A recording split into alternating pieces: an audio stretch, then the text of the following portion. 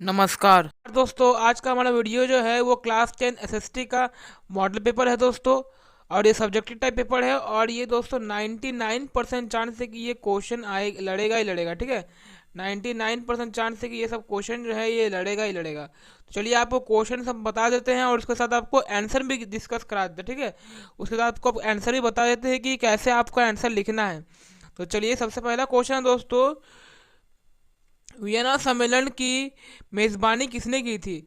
तो वियना सम्मेलन की मेज़बानी की थी दोस्तों ऑस्ट्रेलिया राजनेता मेटरनिक ने। ठीक है, ऑस्ट्रेलिया राजनेता मेटरनिक ने वियना सम्मेलन की मेज़बानी की थी। ठीक है, मेटरनिक। और चलिए, दूसरा नंबर क्वेश्चन आपको बता देते हैं, भारत के प्रथम आधुनिक वस्त्र मिल कब और कहाँ स्थापित हुआ था? तो देखिए, प्रथम वस्त्र मिल कहाँ स्थापित हुआ था? 1818 में। कहाँ स्थापित हुआ था? कलकत्ता में। ठीक है, कलकत्ता में स्थापित हुआ था, लेकिन सफल नहीं हो पाया था। तो अगर आपको पूछेगा कहाँ स्थापित हुआ था, तो कलकत्ता में, लेकिन सफल कहाँ पे हुआ था? तो 1854 में और बम्बई में ये सफल हुआ था। ठीक है, बम्बई में ये कपड़ा मिल जो है सफल हुआ था। तो आपको पूछेगा कहाँ स्थित हुआ था, तो आप मतलब कब और कहाँ स्थित हुआ था, तो आपको 1818 और कलकत्ता लिखना है। और अगर सफल कपड़ा मिल कहाँ स्थित हुआ था वो अगर पूछेगा तो 1854 आपको लिखना है और बॉम्बे में लिखेगा। ठीक है, तो तीसरा नंबर क्वेश्चन दोस्तों, खरीफ फसल किसे कहते हैं? तो जो जून जुलाई के मौसम में बोया जाता है और अक्टूबर के मौसम में काटा जाता है। ठीक है, जून जुलाई के मौसम में बोया जाता है और अक्टूबर के मौसम में काटा जाता है, उसी को खरीफ फसल बोलते हैं। ठीक है, और क्वेश्चन नंबर फोर है दोस्तों, लोकतंत्र की दो चुनौतियों को लिखे। तो लोकतंत्र की दो चुनौतियां हैं कि दोस्ती की लोकतंत्र में आप किसी को भी चुनने के लिए स्वतंत्र होते हैं। ठीक है, आप किसी को भी चुनने के लिए स्वतंत्र होते हैं, आपको जो कोई रोक टोक नहीं है कि आप इसको चुनिए, आप स्वतंत्र होते हैं। और दूसरा है दोस्तों कि लोकतंत्र में हम किसी भी नेता से सवाल पूछ सकते हैं और किसी भी शासक से हम सवाल पूछ सकते हैं कि आपने 5 वर्ष में और 10 वर्ष में क्या क्या किया। ठीक है, क्वेश्चन नंबर 5 है दोस्तों, समवर्ती सूची के अंतर्गत कौन कौन से विषय आते हैं? क्वेश्चन नंबर 6 है दोस्तों, मुद्रा को विनिमय का माध्यम क्यों कहा जाता है? क्योंकि दोस्तों मुद्रा को विनिमय का माध्यम इसलिए कहा जाता है ना, क्योंकि हम लोग कुछ भी चीज़ फेरबदल करने के लिए मुद्रा का प्रयोग करते हैं। ठीक है, अगर मान लीजिए कि आपको बाजार से कुछ खरीदना है तो आपको पैसा लगेगा। अगर आपको एक सुई तक खरीदना है तो आपको पैसा लगेगा। ठीक है, 1 रुपया हो, 2 रुपया हो, सब चीज़ का पैसा लगेगा आपको, इसलिए इसको विनिमय का माध्यम कहा जाता है। ठीक है, और दोस्तों क्वेश्चन नंबर 7 है दोस्तों, विदेशी निवेश से क्या तात्पर्य है? तो विदेशी निवेश मतलब बाहर का आने वाला सामान। ठीक है, जैसे अभी आप जो है फ़ोन यूज़ कर रहे हैं, रेडमी वगैरह का फ़ोन यूज़ कर रहे हैं, तो वो चाइना से आता है। तो ये है विदेशी निवेश, मतलब बाहर का सामान, जो भी आप बाहर का सामान यूज़ करते हो उसी को विदेशी निवेश करते हैं। ठीक है, तो आई होप आपको सेक्शन ए जो है समझ में आ गया होगा। चलिए, सेक्शन बी आपको दिखा देते क्वेश्चन आंसर। और ये जो है लघु उत्तरीय क्वेश्चन है। ठीक है, मतलब थोड़ा सा बड़ा, ये आपको एक क्वेश्चन का आपको 3 नंबर मिलेगा। ठीक है, और ये लघु उत्तरीय है। तो क्वेश्चन नंबर 8 है दोस्त, असहयोग आंदोलन में भारतीयों द्वारा अपनाए गए विभिन्न तरीकों का उल्लेख कीजिए। तो असहयोग आंदोलन में दोस्तों भारतीय द्वारा अपनाए गए विभिन्न तरीका क्या क्या था? ये था कि हम लोग को अंग्रेज का सामान नहीं यूज़ करना है ना, अंग्रेजों का सामान नहीं यूज़ करना, अंग्रेजों की बात नहीं माननी है, और हमको एकजुट होके क्या करना है, इन लोगों के खिलाफ लड़ना है। ठीक है, और क्वेश्चन नंबर 9 है दोस्तों, पहले विश्व युद्ध के समय भारत का औद्योगिक उत्पादन क्यों बढ़ा?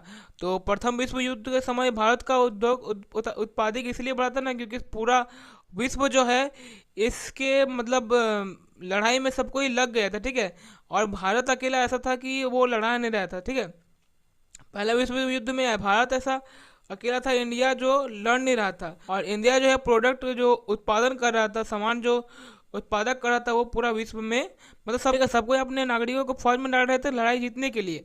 लेकिन भारत एक अकेला ऐसा था जो लड़ाई नहीं रहा कर रहा था, वो अपना उत्पादक बढ़ा रहा था और पूरा वर्ल्ड में वो एक्सपोर्ट कर रहा था। ठीक है, पूरे वर्ल्ड में वो एक्सपोर्ट कर रहा था सामान, इसलिए उसका उत्पादक इतना बढ़ गया।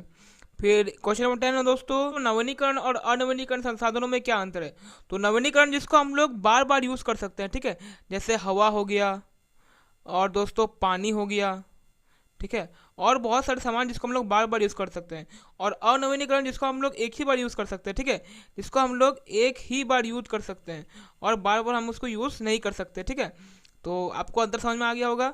और क्वेश्चन नंबर 11 दोस्तों, दबाव समूह की गतिविधियां लोकतंत्र सरकार के कामकाज में कैसे उपयोगी होती है। तो जैसे कि दोस्तों दबाव समूह जो है लोकतंत्र के सरकार में कामकाज में ऐसे उपयोग होती है कि वे लोग लोगों से लोकतंत्र सरकार से सवाल पूछते हैं। सरकार से सवाल पूछ के आप आपने इस मान लीजिए कि सरकार ने कोई बिल पास करवाया, ठीक है, तो इस बिल के अकॉर्डिंग कितना काम हुआ वो भी सवाल पूछते हैं, और कितना जल्दी काम होगा वो भी पूछा जाता है, ठीक है। और अगर नहीं कर पाते हैं तो उससे सवाल पूछा जाता है, उसका संशोधन किया जाता है, ठीक है। क्वेश्चन नंबर 12 है दोस्तों, श्रीलंका के समाज में जातीय बनावट की व्याख्या कीजिए। तो श्रीलंका का समाज में जो जातीय जितना भी जाति है दोस्तों उसकी व्याख्या करना है, ठीक है। तो क्वेश्चन नंबर 13 है दोस्तों, ऋण की शर्तें का उल्लेख कीजिए। ऋण की शर्तें क्या थी, मतलब ऋण मतलब ऋण लेने का शर्तें क्या थी दोस्तों, कि आपको इसका मंथली एक लोन का जो है, आप कोई भी लोन लीजिए तो मंथली एक आपको ईएमआई होता है, ठीक है, ईएमआई पे करना पड़ेगा, यानी कि इंटरेस्ट पे करना पड़ेगा। तो उस शर्तों का लेना है। पहले जो है बैंक तो बहुत कम लोग बैंक से पहले लोन लिया करते थे, पहले लोगों से लोन लिया करते थे। वही लोग 15%, 20 की 50% तक की इंटरेस्ट लेते थे मंथली में, ठीक है दोस्तों। तो पहले के टाइम में ये हुआ करता था। 14 नंबर क्वेश्चन दोस्तों, विश्व व्यापार संगठन के 3 उद्देश्यों को लिखे। तो 3 उद्देश्य है दोस्तों विश्व व्यापार संगठन यानी कि WTO का 3 उद्देश्य है दोस्तों, कि पूरे विश्व पर में जो है क्या है, पूरे विश्व पर जो सामान की आयात निर्यात होते रहे, ठीक है, बराबर सामानों की आयात निर्यात होते रहे, और जो टैक्स जो है वो कलेक्ट होते रहे, मतलब सामानों के आयात निर्यात हो तभी ना दोस्तों टैक्स कलेक्ट होगा, और तभी ना हम लोग देश का तरक्की और किसी देश का तरक्की होगा। और दोस्तों ये है कि पूरा विश्व में मतलब सामानों की आयात निर्यात होते रहे, और सबको ही जो है कम दाम में मिले, मतलब एक संयुक्त दाम में मिले, मतलब ज़्यादा दाम में नहीं मिला। अगर वो देश गरीब है तो वो उस देश को ज़्यादा दाम में मिल रहा है, ऐसा नहीं है, उसको कम दाम में मिले, ठीक है। यही WTO का उद्देश्य है। और आई होप आपको सेक्शन बी समझ में आया होगा। चलिए सेक्शन सी आपको बता देते हैं। 18वीं सदी के यूरोप में कुछ लोगों को ऐसा क्यों लगता था कि मुद्रण संस्कृति निरंकुश का अंत और ज्ञानदेय होगा। और क्वेश्चन नंबर 16 है दोस्तों, लोकतंत्र किन परिस्थितियों में सामाजिक विविधता को संभालता है और उनके बीच सामंजस्य बैठाता है, ठीक है। तो ये आपको बना के बढ़ा के लिखना है, ठीक है, कि लोकतंत्र क्या होता है। लोकतंत्र आपको बता ही दिया मैंने, लोकतंत्र क्या होता है। लोकतंत्र हम लोग के लिए कितना इंपॉर्टेंट, यानी कि डेमोक्रेसी हम लोग के लिए कितना इंपॉर्टेंट है।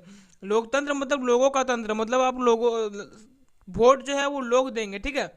और लोग पहले राजा महाराजा होता था तो लोगों का तो लोकतंत्र नहीं था, राजा महाराजा का शासन चलता था, राजा महाराजा लोग अपना मनमर्जी काम करते थे। लेकिन अब जो है लोकतंत्र है, मतलब लोगों का तंत्र है, ठीक है। और क्वेश्चन नंबर 17 है दोस्तों, एक अर्थव्यवस्था में मुद्रा की भूमिका के विवेचना कीजिए। तो देखिए दोस्तों, मुद्रा जो है बहुत इंपॉर्टेंट है किसी भी देश को चलाने के लिए, क्योंकि आप जो है सामान कुछ भी लीजिएगा, आप अगर एक सुई तक खरीदिएगा तो आपको मुद्रा लगेगा, यानी कि पैसा लगेगा, ठीक है। तो भारत की मुद्रा क्या है दोस्तों, रुपया। रुपया लगता है ना आपको, आप कुछ भी खरीदती हैं, आप कुछ भी खरीदते हैं तो आपको रुपया तो लगता ही है। अगर आप सुई तक खरीदते तो आपको रुपया लगता है।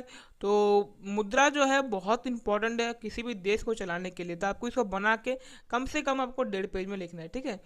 और 18 नंबर है दोस्तों, जल दुर्लभता क्या है, जल संरचना को कैसे किया जा सकता है।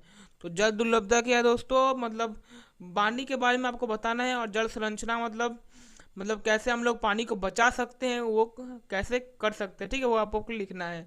और 19 नंबर और आज का लास्ट क्वेश्चन दोस्तों, इसमें आपको बताना है कि किस किस जगह पर खनिज पाया जाता है, ठीक है। तो बस दोस्तों आज की वीडियो में इतना ही। चैनल सब्सक्राइब कर लीजिएगा, लाइक कर लीजिएगा, अपने फ्रेंड्स को शेयर कर दीजिएगा। मिलते हैं आपको किसी नेक्स्ट वीडियो में, तब तक आप आपका और अपनों का बहुत ज़्यादा ख्याल रखिएगा। थैंक यू दोस्तों।